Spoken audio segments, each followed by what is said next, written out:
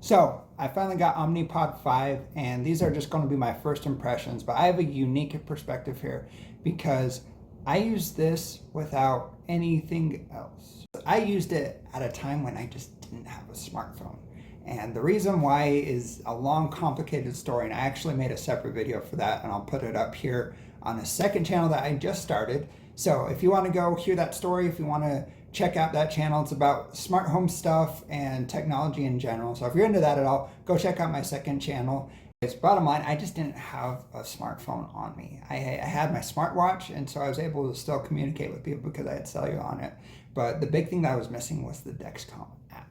And you know, it was really a unique perspective, and I thought it was a little weird, but the more and more I thought about it, it really isn't that uncommon. I mean, maybe someone is just too young to have their first cell phone. Maybe their parents want them to use this for their diabetes, and they don't feel comfortable with them having a full-blown cell phone yet. That's perfectly valid. Or maybe it's an older person who just loves their old flip phone and doesn't want to have a smartphone.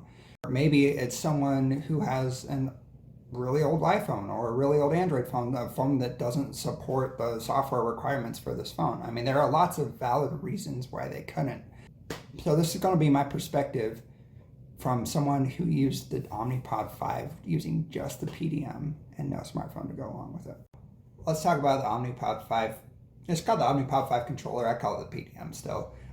Let's talk first what I like about it. First of all, USB-C at the bottom. Thank you, Omnipod, for doing that. But just a quick note about this. Some USB-C chargers work on it, some don't. I have some old OnePlus chargers. My 30 watt OnePlus charger worked to charge it. 65 watt did not. Random. My Nintendo Switch charger did not work on it. And I had a 25 watt charger that worked on it. And an 18 watt Pixel charger that I borrowed from one of my coworkers did not charge on it. So super inconsistent on what works and what doesn't. And that's a little frustrating because that's one of the benefits of USB-C is that you can use pretty much any other charger because every other device other than an iPhone is going to use USB-C, including iPads and MacBooks. So frustrating that they went with USB-C, but not all USB-C chargers work with it. Number two is battery life. Battery life on this thing is really good. I could typically get about 4 days off of a full charge. Pro number three is that it looks like a smartphone. You know, as much as the Tandem T Slim likes to look modern and like a smartphone with a touchscreen, it still doesn't. Whereas this actually is a cell phone, and it actually has an AT&T SIM. If you look in that top corner and see it's got ATT, and it just uses that to guide you through the initial setup and registering with Omnipod. But that also leads me to the cons, and that is that it looks like a smartphone. So in that scenario where it's like a 10 or an 11-year-old kid and they're not old enough to have a smartphone, but they need to like dose themselves in class, so they break this out, and their middle school teacher is like, bro, you can't have your smartphone in here, what are you doing? Similar vein, the old person who still carries a flip phone on them, they frankly can be a little confused because it still very much behaves like a smartphone. Granted, it's super limited to just one app, but touchscreen and all that could be confusing for some elderly people. Those two like polar extremes, most people will be really glad that it looks and behaves like a smartphone. If you've used an Android phone before, you'll feel very at home. Granted, it's like 8 years ago Android, but it'll still feel like home to you. The rest of the cons on here, they are going to be cons for more or less anybody. And the first one is that maybe I just got spoiled using the Tandem and how it integrated with Dexcom, but this is a whole level below that. For starters, you cannot start or stop a Dexcom sensor using this. You have to use the Dexcom receiver or the Dexcom app, which again, for those two extremes, is going to be more or less a deal killer. How I got around it is I had the build your own Dexcom app on my wife's phone, and I would use that to start the sensor. But then the problem is when I would leave to go play basketball or go to work or whatever, she would just get notifications that my sensor had there was no connection to it, right? So we just had to delete it right after the sensor started, and then reinstall it as soon as I needed to start a new sensor. So that's very frustrating, and honestly, I don't know why Omnipod had to do that, because again, Tandem was able to just start and stop sensors by itself. My next two cons, my final two cons, are huge. Okay, and so the first one is that, so I don't know how well you can see it, but you got this little like widget on the lock screen here, right? It tells you your insulin on board. Right now it says no active pod, but it tells you your insulin on board, and that is it. It does not tell you your blood sugar. Literally like the most pertinent information that should right be on your lock screen. You have to unlock the PDM to know what your blood sugar is. And you know, that wouldn't be a big deal, except the unlocking process is my con number two, and man, it is a pain. Okay, so the PDM requires you to have a PIN. That makes sense, right? You don't want just random people getting into this device and giving you insulin. I don't know who would do that, but hypothetically, I get why that's there. The unlocking process is about as not smooth as possible. I really wish that Omnipod would have just spent like $10 and put a fingerprint scanner on here, just even one that's just like built into the power button. That would have made things so much easier and honestly so much more secure. I wish that instead of a pin, you could do the swipe gesture that, you know, Android pre-fingerprint reader was known for. But it just doesn't give you any options. You have to have a 4-digit pin, and it is extremely cumbersome, especially because you're going to have to type that in every time just to read your blood sugar. Bonus con, and again, I'm sorry, I'm just showing you the screen to the camera, but there's no way to do a screen record on this. But bonus con is that the graph, which shows you your last 3 hours of like data, so it'll show you your insulin, when it stopped insulin because it sensed that you were going low, what your blood sugar was over that 3 hours. It's limited to 3 hours. Like, this is a good, probably 5.5-inch screen right here. There's no reason you shouldn't be able to expand out, go back, whatever.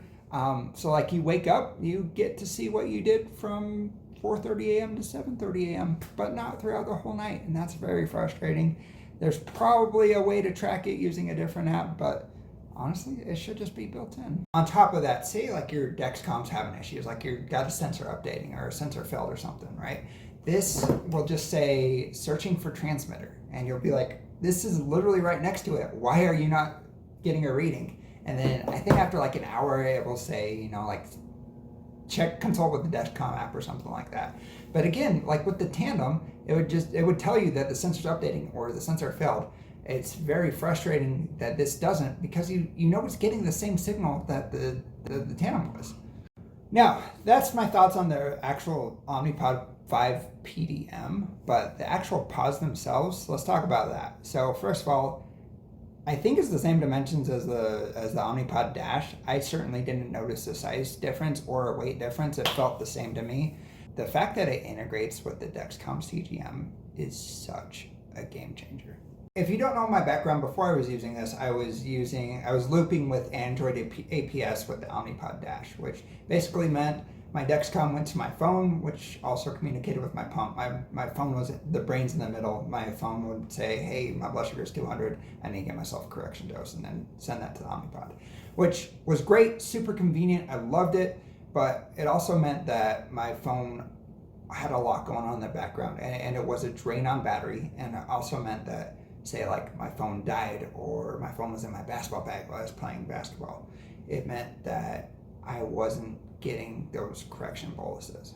Those issues are completely gone with Omnipod 5 because the pod actually integrates directly with the CGM, and that means that even if the phone or the PDM is out of range or dead or whatever, it's still, the algorithm is actually living on the pod itself, which means it doesn't matter if your phone's in your basketball bag out of range or dead or whatever, you're good. Like, it's still going to sense that your blood sugar's 300, and even though you're in exercise mode, it's still going to give you a correction bolus to help you come down. And that was great. So great, in fact, that even after I got my phone back, I continued to use Omnipod 5, and I did for a little bit. And I'm back on Android APS now, just so I kind of have both perspectives fresh in my mind. I haven't decided which one I'm going to stick with yet. had gotten so spoiled with Android APS and not needing to carry a separate device with me that honestly having to use this crappy Omnipod PDM was very hard. I had left it at the office a couple times. I left it at home a couple times when I went to work. I left it at home once when I went to basketball. It was hard getting back in the habit of carrying a device. Eventually I did get into it. But again, this device is frustrating to use. Now that I'm back on Android APS with the Omnipod Dash, I miss having these two just communicate with each other and getting those correction boluses while I'm playing basketball. And honestly, I feel like I had slightly better control when I was on the Omnipod 5. So, like I said, I'm temporarily back on Android APS now. I'll probably switch back to Omnipod 5 soon. I haven't decided which one I'm going to stick with. I'll say, well, I haven't made a decision yet. When it was time for me to order more pods, I ordered more Omnipod 5. Stay tuned, subscribe, and I'll have a full comparison coming out soon. And I'll probably do a comparison comparing the Tandem T-Slim with the MiniMed 780G and the Android APS with Omnipod 5 and Omnipod 5. I'll compare all four of them, and it'll be an awesome video. So if you're not subscribed yet, please hit subscribe down below. Like this video. If you have any questions, please comment those below. By the way, I'm not some like huge YouTuber asking for subs. I'm not Graham Stephan with his 4 million subs asking for more subs just to be annoying. I'm asking it because I really do need it. You know, I'm a small channel. I literally have 1/1000th of the subscriber base that Graham Stephan does. So it really does help me out tremendously if you do subscribe to my channel. And it would mean a lot to me if you went and checked out my other video, my other channel, and subscribed over there. And again, if you have any questions, any comments, I'd love to hear your experience on Omnipod 5. Please leave those down below and stay tuned for that awesome comparison video.